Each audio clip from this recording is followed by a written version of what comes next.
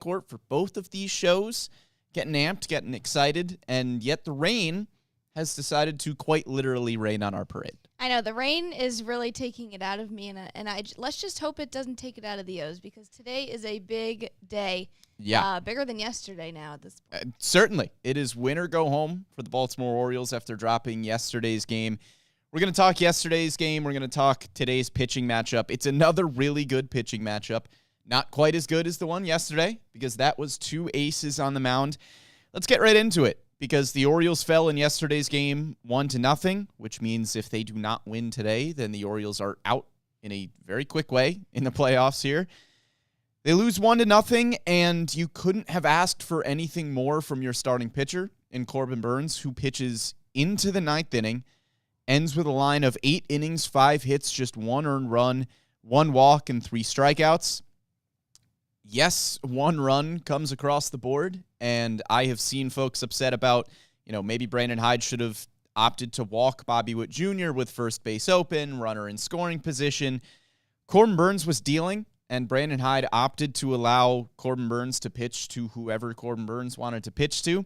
And also, at the end of the day, if you're focusing on that as the reason why you lost the game, then you're not focusing on the right reasons as to why you lost that baseball game, because Corbin Burnes was unbelievable.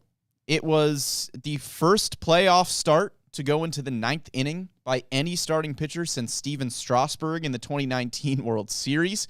The first Orioles starting pitcher in the postseason to go 8 innings since Mike Messina in the 97 ALCS. So this was the best start you could have possibly hoped for from Corbin Burnes. I know he allowed 1 earned run, but this game is far from on Corbin Burnes. Yeah, and if holding Bobby Witt Jr. to just 1 RBI, that's normally a very good thing. Yeah, but 1 hit, 1 run driven in. In yesterday, of course, and that walk right before it to Miguel Garcia, that's what kind of hurt the game in Burnes' eyes, especially because that's the last thing, obviously, that he would want to do if that's the deciding factor in a 1-0 Game 1 wildcard loss.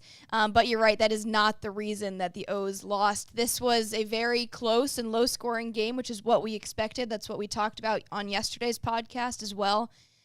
So not really too many surprises there. Just you would have hoped that the O's bats would have supported Burnes pitching into the 9th a little bit more. Yeah, it was everything you could have possibly asked for. And on the offensive side, it unfortunately looked a lot like what we have seen from the Orioles offense over the last month or so. It felt like the mojo was back in the 6 games leading up to the playoffs. The Orioles had combined for 69 hits in those 6 games. Jordan Westberg was back hitting at the top of the lineup. Ramon Urias, Ryan Mountcastle, all of those guys were crucial to have in that starting 9. They were all in there yesterday. And yet your 1 through 5 hitters were a combined 1 for 18 with 2 strikeouts and 7 walks. Jordan Westberg was robbed by the left field wall, but the Royals were also robbed by the left field wall. You could have had a run there.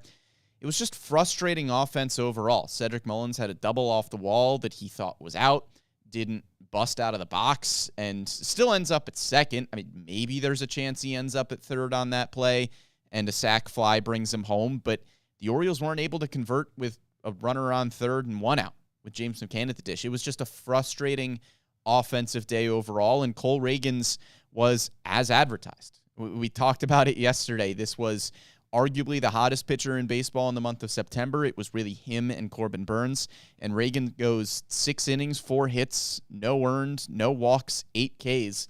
The Orioles honestly caught a bit of a break that Reagans left that game after 6 innings because he was dealing with calf cramps, and at that point, you kind of felt like, okay, the Royals bullpen is vulnerable. It's one of the worst bullpens in the playoffs right now.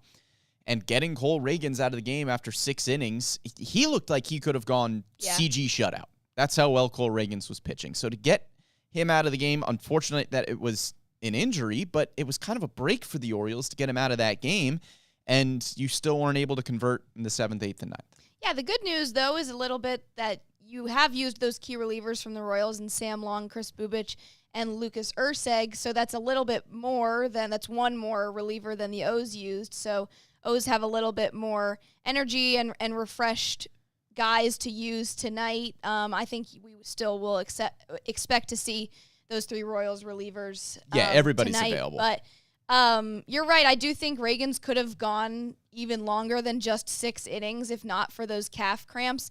And even when you were talking to Ben McDonald a couple of days ago, he said that you can really only hope for Reagan's to have an off day or Burns to have an off day, because it's not going to really get anywhere. You're not going to have much opportunity to get those, to drive those runs in, if you aren't getting mistakes from these pitchers, because they are two of the best American League pitchers this season, and especially in the second half.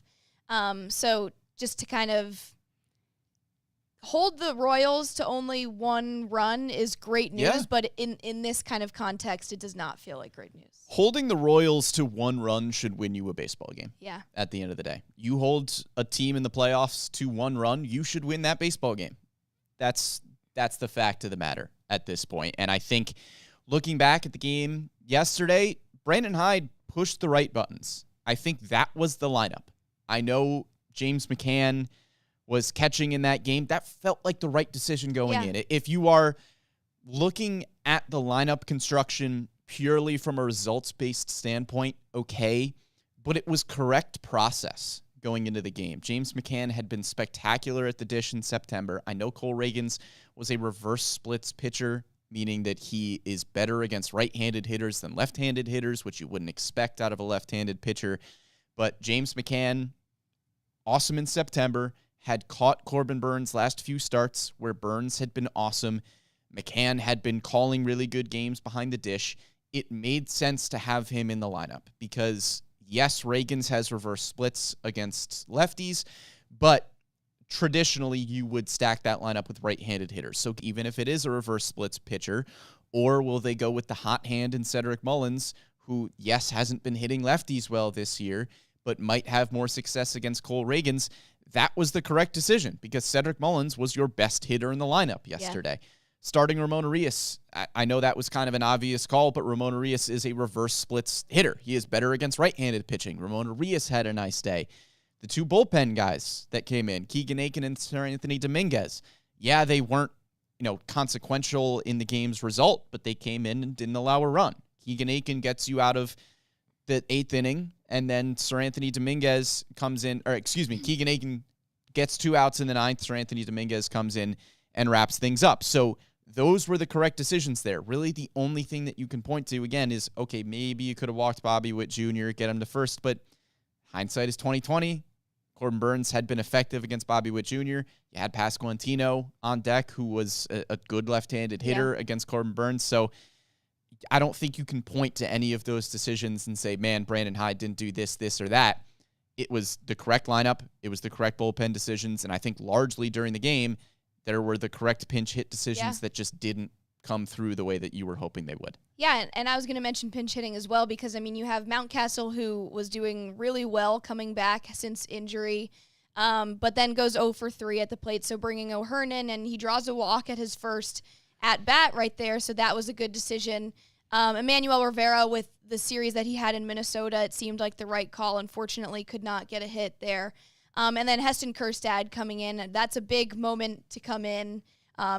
His first playoff at-bat, I'm pretty sure, but could not end there. But, Arias hasn't technically been the biggest slugger in that moment, and you kind of needed something. So having that faith in Kjerstad, that is a tough call, though, but I do think they were the right calls with those 3 pinch hitters. There's not really much else you can do except for hope that the offense is on tonight and this afternoon, which is going to be huge, especially against another really strong Kansas City pitcher. Yeah, you needed to do the little things. That's what we talked about yesterday with Reagans, where he wasn't going to walk a ton of guys and he wasn't going to give up a lot of home runs, so you needed to hit situationally.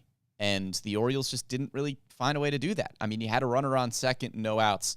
Hit the ball to the right side of the field. Move the runner over to third. It was the small things that the Orioles weren't able to do yesterday.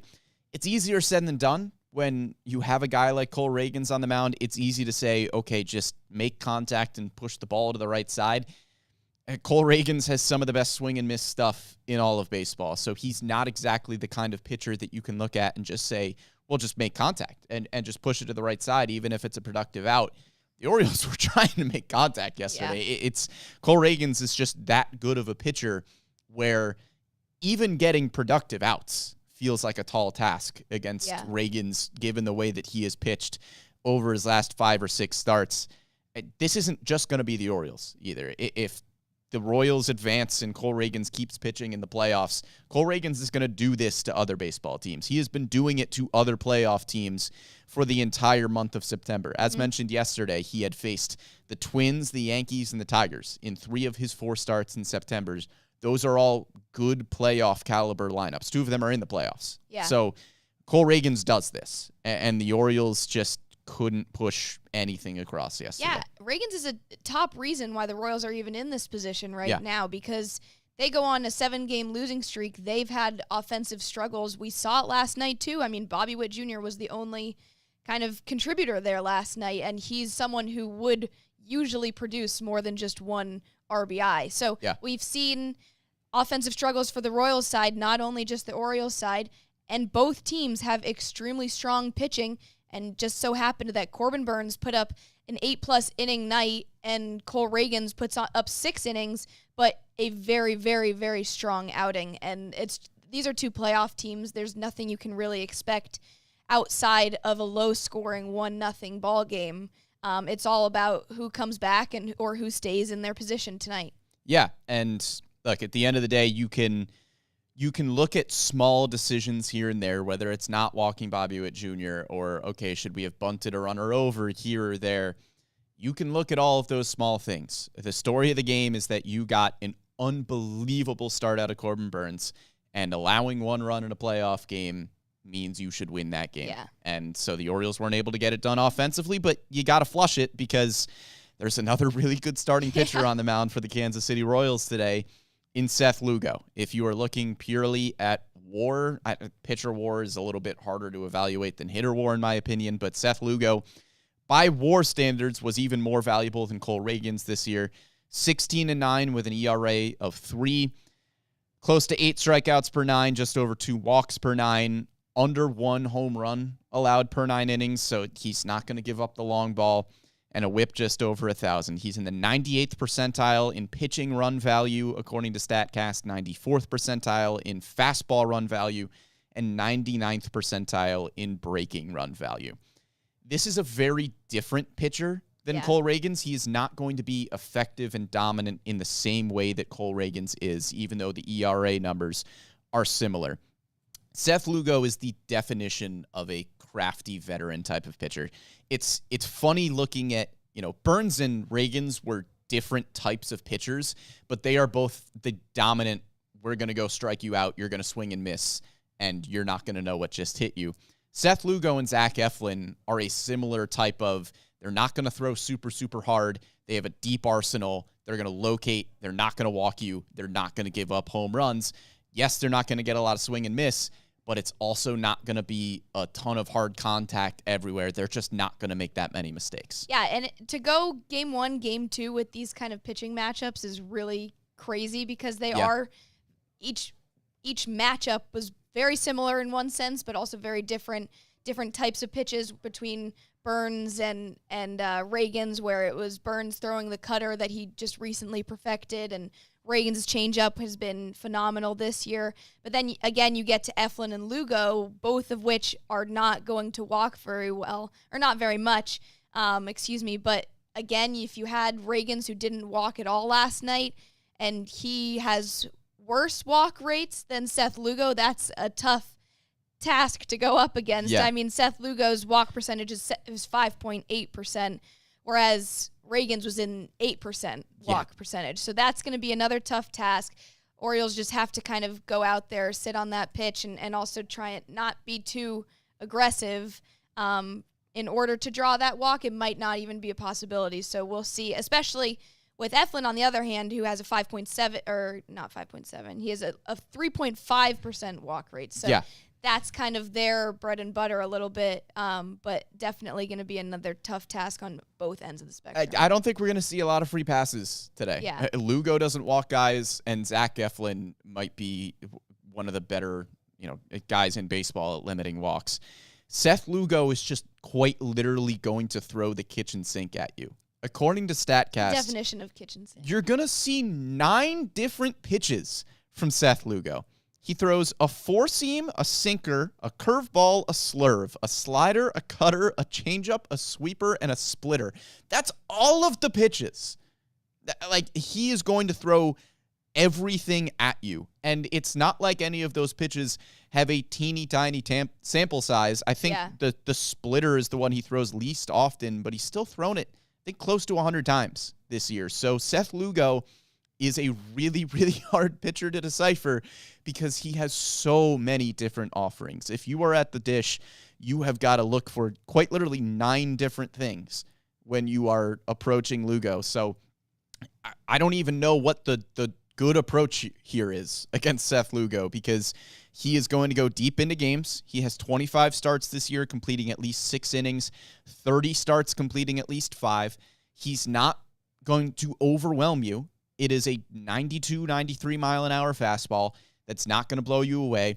He is kind of middle of the pack in things like chase rate, only 25th percentile, and whiff rate, 39th percentile strikeout rate, middle of the road, exit velos and barrel rates.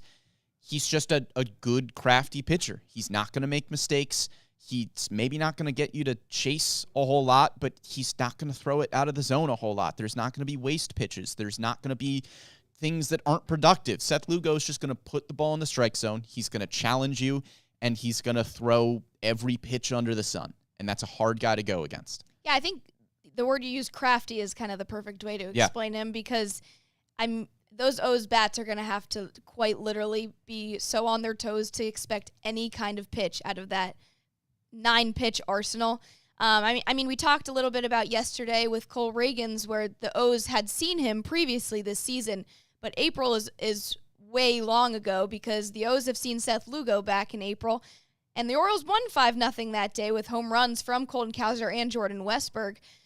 So they only gave him 5 1/3 innings pitched with 4 earned runs, but again, that was back in April, and this is a very different atmosphere, a different ballpark. So the O's are literally going to have to be on their toes at the plate and kind of push that aside, maybe use that in the back of their heads of, hey, we've seen this guy before. We know he has 9 pitches in his arsenal, but we did really well against him back in April. Let's channel that energy again today. Yeah, and look, if you are looking at Lugo and Reagans on the surface, it is a similar season. They are not similar pitchers. Cole Reagans is a dominant, strike-you-out kind of guy. Seth Lugo, yes, the ERA is at 3. His expected ERA this year is at 3.72. So that would indicate to me, I know it's a large sample size, but that would indicate to me that if you're looking at next season for Seth Lugo, if you're looking at a stretch of games, you would anticipate that the ERA would be closer to that 3.72 number than it would be to that 3. And this is a guy who is hittable. As mentioned, a lot of the advanced metrics are middle of the road. 41st percentile chase rate, 25th percentile whiff rate, 39th percentile strikeout rate, middle of the road in exit velocity and barrel percentage. You can hit Seth Lugo. Yeah. You just can't chase. You can't give him free passes. He's not going to give you free passes. He's not going to walk guys. He's not going to give up home runs. If the Orioles want to hit Seth Lugo and they want to put some runs on the board today, they're going to have to do a much better job of situational hitting than they did yesterday, and a better job than they have done in September, because it's going to be a singles, doubles type of game. It's not going to be a hit 4 home runs type of win for the Orioles today. That's not the kind of at-bats you can get off of Lugo. It's going to have to be string some singles and doubles together. That's what we said about Reagans too, exactly. But the stuff is not as dominant for Lugo. So I feel better about the Orioles lineup going into today than I felt about it yesterday. Yeah, totally, especially because Reagans was kind of hard to read. I mean, you had the reverse splits. It's different today. Yeah. And we'll see lots of lefty Orioles hitters kind of be more in their element a little bit, going up against a right-handed pitcher. So we'll see a different kind of lineup today with Ryan O'Hearn most likely starting there as a designated hitter. And it'll be great to see him, especially after coming in last night. I mean, he drew a walk, but that's going to be different Yesterday, today. drawing a walk felt good. Yeah, Drawing a walk exactly. felt good. But then with Zach Eflin as well, I mean, his StatCast page, there's a lot more red than there is with Seth Lugo, but and that walk percentage is going to be huge. And he's coming off of probably his worst outing with the Orioles since he even came on against the Yankees. But of course, again, that's the Yankees. So but and that's saying something too, considering he hasn't allowed more than 3 earned runs in a start in Baltimore this year. So his worst start in an Orioles uniform is still a solid start. True, yes. But then, so with Eflin, he's got a 3 flat ERA in 5 appearances this month, with 22 strikeouts, 9 walks. 9 walks seems like a lot for Eflin because he's one of those guys that, again, has a 3.5% walk percentage.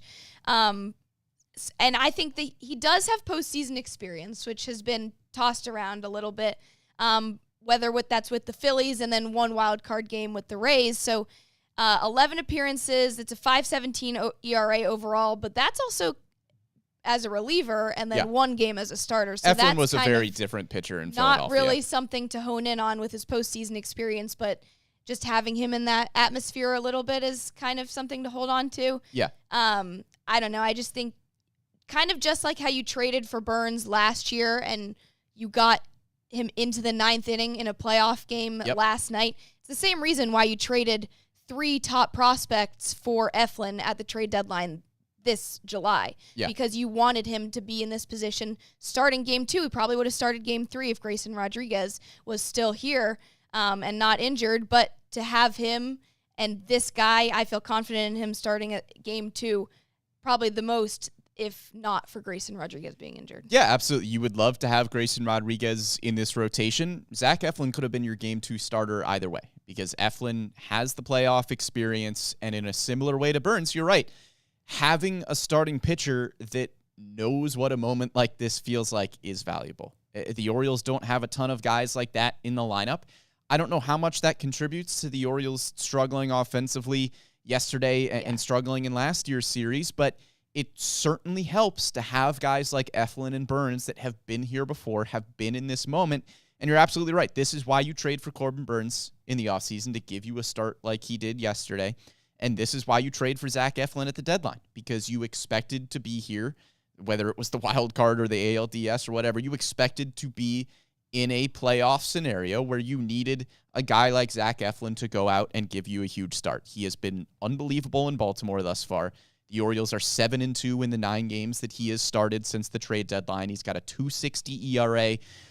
Opponents with just a 6.43 OPS, 47 strikeouts, 11 walks. Zach Eflin has been a dude, and the Orioles need him to be a dude again today, because Seth Lugo is a good starter. And you don't need Zach Eflin to go into the 9th like Corbin Burns did yesterday. Sure, it would be nice if he could do that. But if Zach Eflin can give you 6 innings of 2-run baseball, you feel good about that. And not only you feel good about Eflin, but I feel like you also have to feel good about the Orioles bullpen going in today, especially because the Royals are not known for their bullpen, and they used some innings for those guys last night that we talked about before. And I think the O's do have a better chance today than yesterday, despite it being game 2, because winning game 1 is huge, as you mentioned yesterday, for winning the wild card series. But still, I think there's a great chance, despite the rain and despite it being game 2, for the O's to put on a really strong showing, having Eflin as your number 2 starter, and the bullpen as ups and downs that they've had this season, but still stronger, in my opinion, and a lot more depth than the Royals bullpen. Same goes for talent offensively. I think the O's do still have a lot more talent, and if you're using O'Hearn in this lineup tonight, I think that's also going to be a key contribution for this offense, and still also using those right-handed hitters regardless. Like Arias, we'll see if he makes that lineup. But I do think that tonight is going to be a big, obviously it's big night, but we'll talk about the lineups are not out as we are doing this podcast live. The Orioles just need their good players to play well is really the simple way to put it. I mean, we're getting comments. Thank you for following along on YouTube and Facebook, getting comments asking kind of what the Orioles need to do today to step back up. The pitching did everything you needed them to do yesterday. And the lineup was constructed in a way that made sense. I looked at that lineup yesterday and thought that gave the Orioles the best opportunity to score runs. Your 1 through 5 hitters can't go a combined 1 for 18. That's not breaking news. These are good hitters, 1 through 5. They just need to produce. And you need to trust that players like Gunnar Henderson, like Adley Rutschman, like Anthony Santander, Jordan Westberg, you just need to have the faith that those guys are going to come through for you. And you know what? At the end of the day, if those players don't come through for you, there's not much you can do about that because they're going to be in the lineup and you expect them and need them to produce. If they don't produce, okay, those are your best guys, 1 through 4 or 5. And so there's not really much you can do. Like, you just need those players to produce. And like I mentioned, they need to do a better job of situational hitting than they did yesterday. They had opportunities. There were runners in scoring position. You just need to convert on those. I'm not breaking any news here. Yeah. Again, like, you've got to convert when there's runners in scoring position. I would imagine the Royals toss out a very similar lineup to what we saw yesterday. I know Corbin Burns and Zach Eflin are different kinds of pitchers, but they're two right-handed pitchers that are both just quality guys. Maybe the Royals shake it up a little bit. Maybe we see our old friend Adam Frazier in there starting at second base, but Michael Garcia has 37 stolen bases. He stole one yesterday. It got the Royals in a good spot. I would imagine he would be in the lineup again. I don't know if that's going to be much different. I think the Orioles lineup will be pretty different, and not just because they struggled at the dish yesterday, but because this is what the Orioles have the depth to do. I would imagine Ryan O'Hearn starts at first base over Ryan Mountcastle. I would imagine that Adley Rutschman catches, and Heston Kjerstad is your designated hitter with James McCann on the bench. I think the one question that I have with this lineup before it is out, as we are recording this podcast earlier in the day before the lineup is out, I will be very curious to see what Brandon Hyde does with Jackson Holliday and Ramon Arias. Because if you are going just based off of what the Orioles have done this year with starting left-handed hitters against right-handed pitching, Seth Lugo is more of a traditional right-handed pitcher where he is worse against lefties. Does Jackson Holliday get the start at second base with Jordan Westberg starting at third base and Ramon Arias on the bench?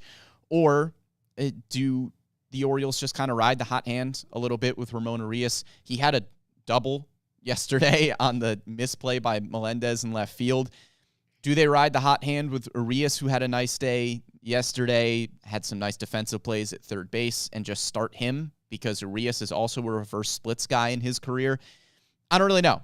I don't know if I have a strong opinion one way or the other on what they should do. Jackson Holliday has looked really, really good over his last 4 or 5 games to end the season, made a few mechanical tweaks at the dish, looks more comfortable. He had that 3-hit game, was on base a lot of times.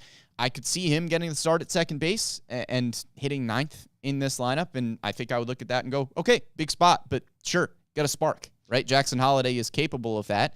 I also wouldn't be upset if it's Ramon Arias again, who has just been playing good baseball recently. Yeah, I agree. I don't think that there's either option is a bad one because I think you do look at them differently. I mean, Jackson Holliday has come up clutch in big moments, but he also has been a little bit down at the plate in the second half and since he really got brought up for his second stint. So it's kind of going to be an either or if he comes up clutch in a big game like this, his first playoff experience.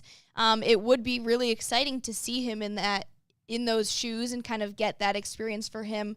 Same with Heston Kjerstad, 2 really young guys who are trying to pave their way in this postseason lineup. But again, with Ramon Arias, you have put faith in him in the second half. For a lot of times when the O's offense was slumping, he was the one that was bringing them up, regardless of a right-handed or left-handed pitcher. So I think you can't go wrong with either of those options. And as a whole, you're just going to need any one of those guys 1 through 9 to show up big and make really good plays, whether it's going to be a long ball or not, because it probably won't be. And my guess for today, too, the Orioles need a spark. And Cedric Mullins has really been hitting. I think we see Cedric Mullins hitting first or second in this lineup today. Well, speaking of which, the lineup has just been released. Look at that. It's Gunnar, Westberg, Santander, Cowser, Adley Rutschman, O'Hearn as DH, Ryan Mountcastle, Mullins, and Arias. Interesting. Okay, yeah, so This is the beauty of live podcasting here as we get the Orioles lineup in real time. I thought there was a possibility that Mullins moves up just based on how he has been hitting in this lineup, but this just speaks to you trust your guys, right? You trust Gunnar Henderson as your leadoff hitter. You want him to get as many at-bats as possible. He has been your best hitter in the month of September, and so you keep him up at the top of the lineup. I thought there was a possibility he could hit third. I think you trust Jordan Westberg, too. I thought there was a chance that we could see him maybe lead off with Mullins second, Henderson third, bump some other guys down, but having Mullins at the bottom of the lineup as well, it'll help you turn things over a little bit. And just interesting to see, too, the Orioles are not sticking to the very traditional, let's go with as many left-handers as possible against a right-handed hitter. Ryan Mountcastle is just flat out one of the best hitters on this team. You start him at first base with Ryan O'Hearn as your designated hitter, Heston Kjerstad off the bench. Heston Kjerstad is a nice pinch hit option to have. Ryan Mountcastle would have been as well, obviously, but you keep Mountie in the lineup because you just have to trust your guys. That's kind of what I was saying before. Like, if your guys don't produce, okay, those are your guys, and they're going to be in the lineup. They're going to get at-bats. They need to be in there. And you can never really be sad about having Jackson Holliday, Emmanuel Rivera, and Heston Kjerstad coming off the bench. It's a deep bench, yeah. Yeah, that's all I had to say. No, that's it. It's a deep bench. They are good pinch hit options. This, to me, is just get your best 9 guys on the field and see if they can go win you this baseball game. Score early. I mean, that's going to be huge today, just to get on the board first. That's part of the reason I kind of like the O's when they bat first at away games, but obviously you have the home field advantage. Use it to your advantage. Bring the noise, as they say. Be the noise. Be the noise. Yeah. So just getting on the board first is going to be a really big task, but would help a lot for momentum and just staying on top. Yeah. The best 9 guys are out there right now. The Orioles opting to go with just the 9 guys that they trust the most in the order. And yeah, they're going to have good pinch hit options off the bench as well, but you're leaving guys without a ton of experience over the last few months in Jackson Holliday and Heston Kjerstad on the bench, Emmanuel Rivera, Austin Slater options as well. But you've got Mountie in there. You've got Urias in there. They were the reasons that this team started to get their spark back with Jordan 100%. Westberg in the lineup. So you keep them in there and see what they can do. The backs are against the wall. This is a win-or-go-home situation. Zach Eflin and Seth Lugo on the mound. Orioles have got to get it done. Didn't put a run on the board yesterday. My hot take for today is that they're going to need to score more runs than they did yesterday to win this game. And that's my key to the game. Score some more runs. You can never be wrong with that key. Score some more runs today than they did yesterday, and I think they'll be in good shape. There's not much professional analysis to come out of this yesterday's game, because the biggest thing is as simple as it sounds. Score more runs. And that's how you That's win what a they tune into game. the podcast for. Yeah, exactly. Hey, how about you score more? But we broke the lineup. Yes, we did break the lineup. You heard it here first. Maybe you saw it on Twitter first, but hopefully you heard it here first, and hopefully you've been hearing lots of things here first during our playoff coverage here on our MASN Orioles social pages. Thank you so much for following along with our content here on YouTube and Facebook. We're hopefully going to be live tomorrow. Hopefully we'll be covering an Orioles win here in Game 2 and breaking down a win or go home Game 3. Would imagine it will be Dean Kramer and Michael Wacha on the mound tomorrow, but the Orioles have got to get there first. So win Game 2, get some momentum going into another home Game 3. That's the nice part of being the home wildcard team. You get all 3 games at home. So hopefully the Orioles will force a Game 3, and we will have your coverage here on our MASN Orioles social pages on the Bird's Nest before the game. Make sure you tune in to MASN an hour before the start of today's game as well at 3:30 before the ESPN broadcast gets started. There will be an hour-long pregame show, so make sure you tune into that as well. Big thank you to Bobby Blanco behind the scenes for producing this one. Orioles need a win today, and hopefully we will be back tomorrow. Who's the next 2? How about a win in the next 2? That would be nice. But for Annie Klaff, I am Brendan Mortensen, and we'll catch you next time.